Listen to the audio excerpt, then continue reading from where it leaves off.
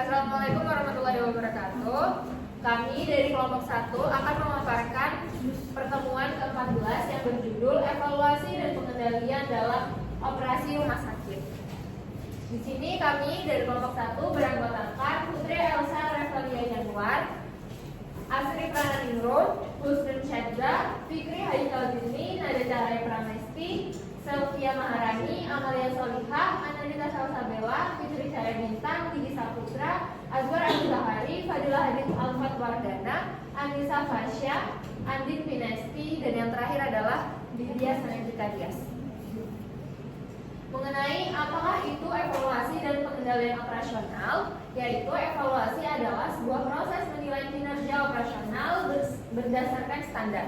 Pengendaliannya adalah tindakan korektif untuk memastikan kegiatan berjalan dapat sesuai dengan rencana. Tujuan utamanya untuk menjalin pelayanan aman, efektif, efisien, dan bermutu. Kenapa penting dilakukan evaluasi dan pengendalian di rumah sakit? Yang pertama yaitu menjamin keselamatan pasien atau pasien safety. Yang kedua, meningkatkan mutu pelayanan secara berkesinambungan. Yang ketiga, mengurangi risiko serta meminimalisir insiden. Yang keempat, mengontrol biaya dan meningkatkan efisiensi operasional. Dan yang kelima yaitu mendukung akreditasi dan kepatuhan regulasi dari Permenkes atau SNAS. Selanjutnya yaitu komponen utama operasi rumah sakit yang dievaluasi. Yang pertama yaitu pelayanan medik dengan rawat jalan, rawat inap, IGD, dan operasi. Yang kedua yaitu keperawatan dan asuhan pasien. Ketiga, sarana dan prasarana. Keempat, manajemen SDM. Kelima, farmasi dan logistik. Keenam, PPI dan STAT 3RS. Ketujuh, mutu dan keselamatan pasien atau PMKP. Dan kedelapan yaitu keuangan dan administrasi. Selanjutnya yaitu standar evaluasi operasional rumah sakit. SNAS atau akreditasi KARS, Permenkes tentang manajemen mutu indikator nasional mutu atau IMM, SOP dan protokol internal rumah sakit standar keselamatan yaitu PPI, K3RS, Fire Safety, dan Emergency Preparedness. Selanjutnya yaitu ada metode evaluasi. Yang pertama ada audit internal, meliputi audit mutu, audit klinis, dan audit keuangan. Selanjutnya ada indikator mutu, dapat diukur dengan BOR, PLOS, TOY, NBR, dan CBR. Kepatuhan hand hygienis, medication error. Selanjutnya ada survei kepuasan pasien, lalu ada insiden keselamatan pasien, IKP, dan analisis FCTA atau FTA. Selanjutnya ada rapat tinjauan manajemen RTM dan inspeksi atau walkthrough K3RS dan PPI. Selanjutnya ada contoh indikator operasional. Yang pertama yaitu ada pelayanan medik dengan BOR, bed occupancy rate, loss, length of stay. Selanjutnya ada tingkat readmisi 30 hari. Selanjutnya ada keselamatan pasien dengan medication error, fall risk incident, hospital acquired infection. Dan ada kinerja SDM yaitu absensi, ketepatan jadwal visit, dan kepatuhan SOP. Selanjutnya pengendalian operasional. Pengendalian adalah tindakan manajemen untuk mencegah, mengurangi, atau memperbaiki penyimpangan operasional. Jenis pengendalian yaitu yang pertama pengendalian preventif, yang kedua pengendalian detektif, yang ketiga pengendalian korektif. Selanjutnya pengendalian preventif adalah pengendalian preventif merupakan serangkaian langkah yang dilaksanakan mencegah terjadinya penyimpangan operasional sebelum masalah muncul. Fokusnya adalah memastikan proses berjalan sesuai standar, meminimalkan potensi risiko, dan mengamankan mutu pelayanan sejak awal. Elemen pengendalian preventif dalam operasional rumah sakit meliputi yaitu yang pertama penyusunan standar operasional prosedur SOP yang jelas, struktur, dan sesuai standar akreditasi rumah sakit. Yang kedua, pelatihan dan meningkatkan kompetensi tenaga kesehatan dan non kesehatan untuk menjamin kemampuan bekerja sesuai standar dan profesi. Yang ketiga, perencanaan dan desain sistem kerja yang aman seperti alur pasien, alur obat, dan tata letak fasilitas yang mendukung efisien dan mengurangi risiko kesalahan. Yang keempat, pembatasan akses dan kontrol internal terutama pada area kritis seperti farmasi, ruang bedah, ICU, dan ruang penyimpanan peralatan. Yang kelima, pemeliharaan rutin sarana dan prasarana termasuk alat medis, sistem IT, dan fasilitas fisik untuk mencegah kerusakan yang dapat mengganggu pelayanan. Yang keenam, identifikasi dan analisis risiko secara berkala melalui metode manajemen risiko rumah sakit, misalnya FFEA. Pengendalian preventif berfungsi sebagai fondasi untuk menghambat terjadi kesalahan operasional sejak tahap awal proses. Pengendalian detektif adalah mekanisme yang digunakan untuk mengidentifikasi, menemukan atau mendeteksi penyimpangan operasional yang sedang terjadi atau sudah cukup. Model pengendalian ini berfungsi memberikan umpan balik objektif bagi manajemen.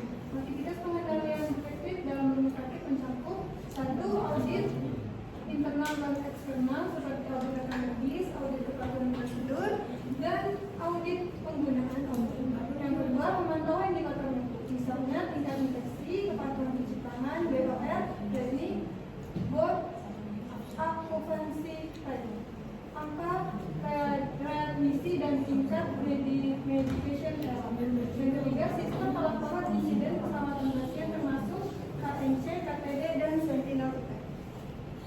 Selanjutnya,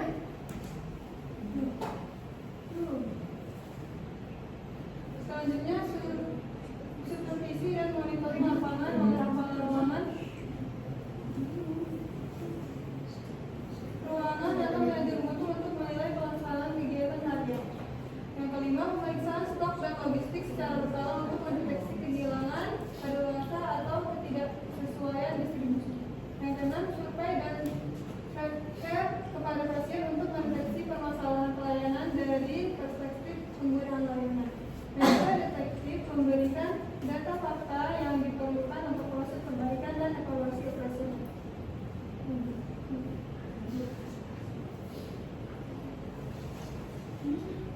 Pengendalian korektif merupakan tindakan yang diambil untuk memperbaiki penyimpangan operasional yang telah terdeteksi serta mencegah kejadian yang sama terulang. Model ini berorientasi pada rekonstruksi proses, peningkatan sistem, dan penegakan kepatuhan. Bentuk pengendalian korektif pada rumah sakit meliputi 1. Revisi atau pembaruan SOP berdasarkan hasil audit, evaluasi atau perubahan standar regulasi. Yang kedua, pelatihan ulang dan pembinaan kepada tenaga kesehatan yang berkaitan dengan kesalahan yang teridentifikasi. Yang ketiga, root cause analysis atau RCA untuk kasus sentinel event atau insiden besar, guna menemukan penyebab utama masalah dan menentukan tindakan pencegahannya. Yang keempat, perbaikan infrastruktur dan peralatan, seperti memperbaiki kerusakan fasilitas, menambah ruang atau mengganti alat yang tidak layak. Yang kelima, penegakan tindakan disiplin apabila kesalahan terjadi karena kelalaian atau ketidakpatuhan individu terhadap prosedur. Yang keenam, implementasi sistem atau teknologi baru untuk menutup celah risiko, misalnya penggunaan barcode, obat, atau sistem e-medical record. Pengendalian korektif memastikan bahwa setiap penyimpangan yang terjadi direspon secara sistematis sehingga mutu operasional dapat meningkat secara berkelanjutan. Selanjutnya ada contoh pengendalian preventif. Yang pertama yaitu penyusunan SOP dan protokol klinis. Lalu ada pelatihan SDM seperti PPI, K3RS, BHD, dan keselamatan pasien. Selanjutnya maintenance sarana prasarana seperti genset, HTM, dan sterilizer. Lalu yang terakhir ada simulasi bencana seperti bencana kebakaran, gempa, dan mass casualty atau bencana atau kejadian luar biasa yang menyebabkan korban dalam jumlah besar.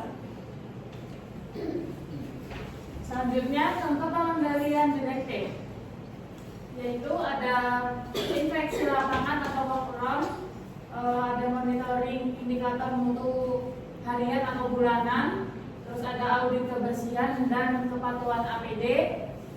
Yang terakhir ada Early Warning System atau EWS untuk pasien kritis. Kemudian untuk contoh pengendalian korektif, pertama ada tindakan perbaikan IKP, RCA, atau kemudian ada update SOP dan perubahan alur pelayanan.